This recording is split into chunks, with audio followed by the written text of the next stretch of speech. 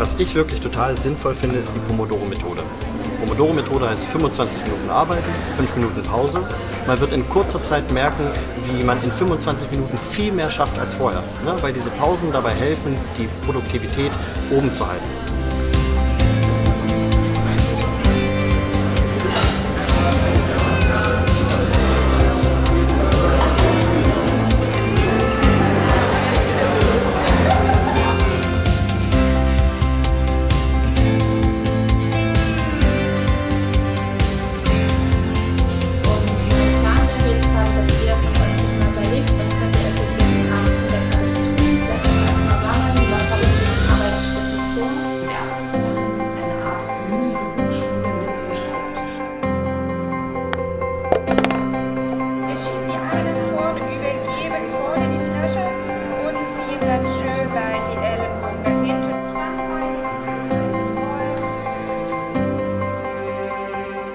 Ein Schreibtutor ist ein Feedback-Partner für alle Fragen rund ums wissenschaftliche Arbeiten, sei es Selbstorganisation, Zeitmanagement oder das Schreiben selbst.